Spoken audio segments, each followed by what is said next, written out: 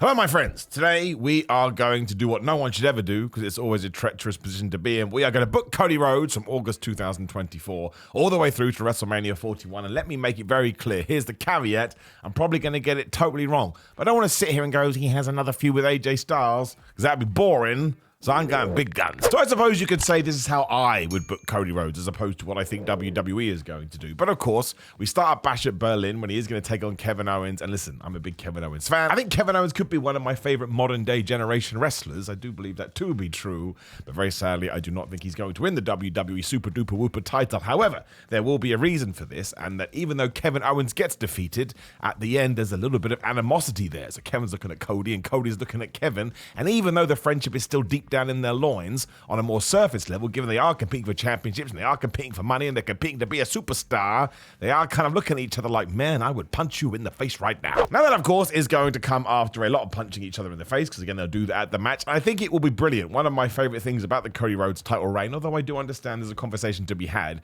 is the match against AJ Styles was just two people kicking each other's rear ends, and the Logan Paul one was kind of the same. So I think Kevin Owens actually bring out the best in Cody Rhodes. So that's something I'm looking forward to. And while all this is going on, poor Roman Reigns, who may even be off SmackDown next week as I am recording this, is all sad because he's like, man, I beat people up for 4 years with the Bloodline, and the Bloodline 2.0 has learned from me, and I don't have any friends. And it makes sense I don't have any friends because, again, since the year 2020, I just cheated and lied and stealed my way to the WWE Super Whooper title, which means I'm going to have to go out there and get some buddies. Now, what I would do, maybe even potentially at Bad Blood, because I think you need to involve these two guys, because they are essentially your Stone Cold Steve Austin and The Rock from years and years ago, is I would have Roman Reigns, that's right, go to Cody Rhodes and say, listen, Cody, I know you don't like me and I don't like you, but I need you to help me take down the Bloodline. And the way we're going to do that is we are going to go after those tag team championships that are held by some formation of the Bloodline. Let's go with Tama Tonga and Jacob Fatu. Maybe it's Tangaloa, the Eye Patch King.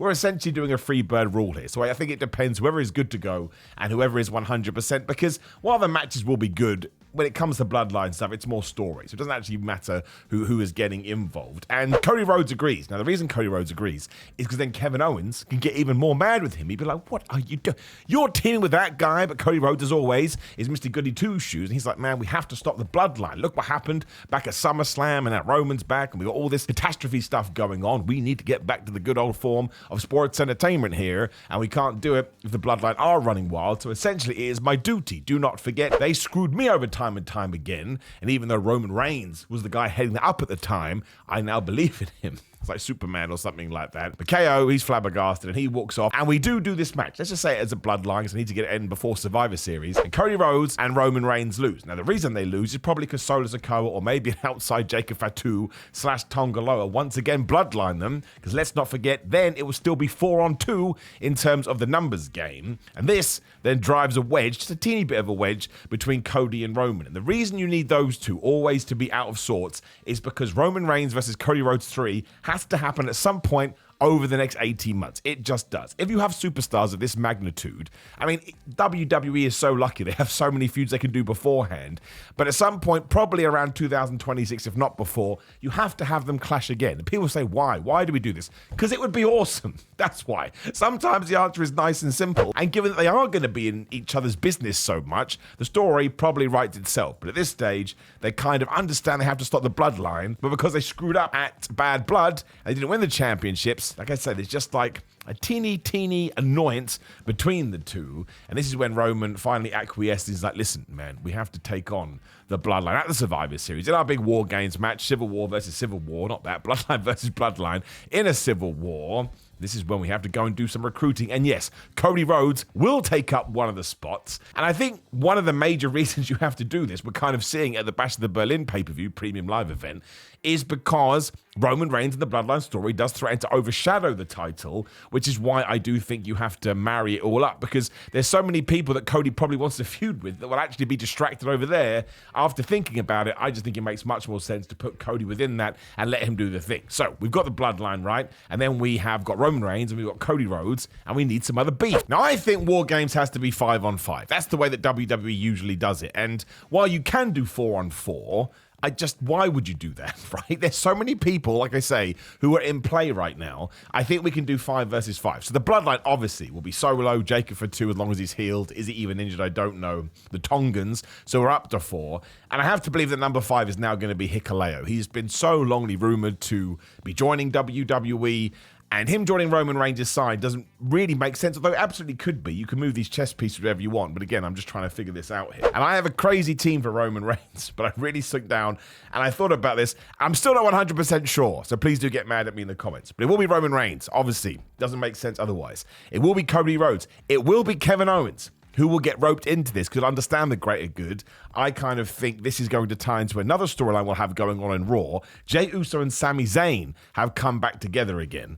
And the best reason for Kevin Owens to be a little bit of a grumpy bear is because it can then be Sami Zayn who sits down with Cody and Kevin saying, listen, man, we all understood what they did throughout 2022 and 2023. So we just have to be buddy-buddy with Roman Reigns. I understand what Cody has done here because Kevin Owens is in love with Sami Zayn. He will listen to him, and that's how you get Jey Uso back involved too. Now, the issue we have here is where does Jimmy Uso fit in? I've been thinking about it and thinking about it. You could have Jimmy Uso in this role and you hold off Jey Uso until some point next year. But because of the bond between Jey Uso and Sami Zayn, and because I like this idea of the whole Sami Zayn and Kevin Owens friendship doing a 180 or coming back to prominence, I think it has to be Jey here. Why can't you hold off Jimmy? I don't know what his injury status is. I know that he was written off TV because he was hurt, so I hope he's doing okay.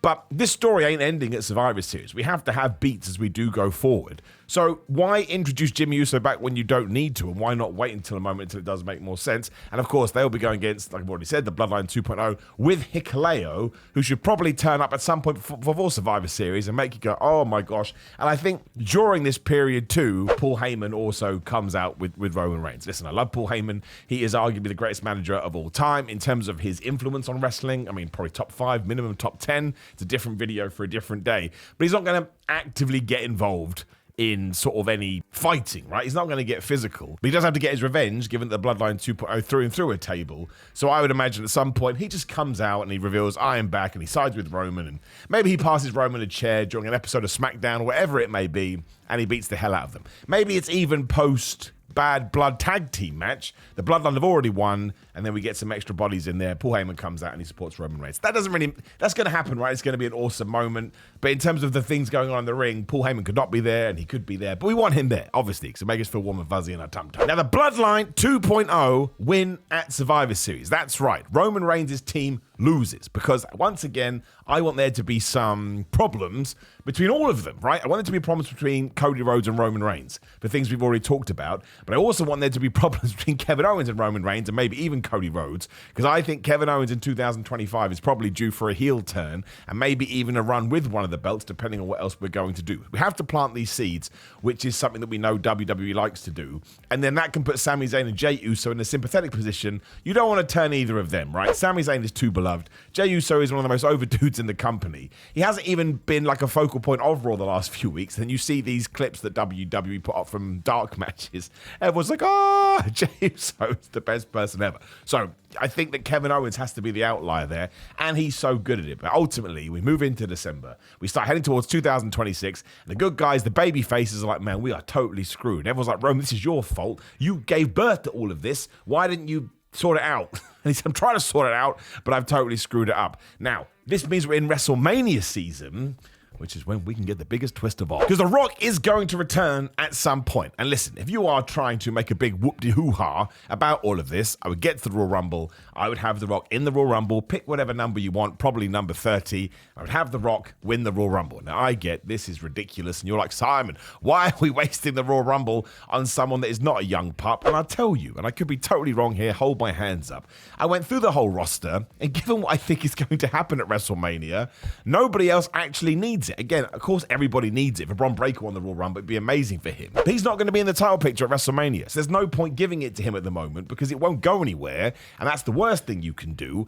And I think that CM Punk and Seth Rollins and Drew McIntyre are probably all going to be fighting at WrestleMania. They don't need to win the Royal Rumble. It makes no difference if any of them win the Royal Rumble. They're super duper megastars regardless. So I think we have to kind of go full on narrative here. So The Rock wins the Royal Rumble, and then he can be like, listen to me, Cody Rhodes. We are fighting at WrestleMania 41. And they'll probably do a title title versus title thing, his Super Duper Whooper title versus that weird People's Championship that The Rock has. But while us nerds, and I'm a nerd, proud to be a nerd, may get a little bit irked by this, although actually I think I'd enjoy the surprise, because again, it was so good last year. You're then going to start the mainstream drum, boom, boom, boom, didn't need to do that, going again, and given that it is in Vegas, WrestleMania 41, people are going to get super duper excited, and The Rock is back in play. Now, he's probably not going to be on every single television show from January all through to April. That's not the point. He's there, he's aware, and he probably doesn't have hair. So they will keep this up, obviously, until WrestleMania, but we do have the Elimination Chamber pay-per-view, and this is when I scratch my head once again, because I think if we are building to Rock versus Roman Reigns, even though The Rock is going to come back, and eventually, of course, eventually at some point during all of this,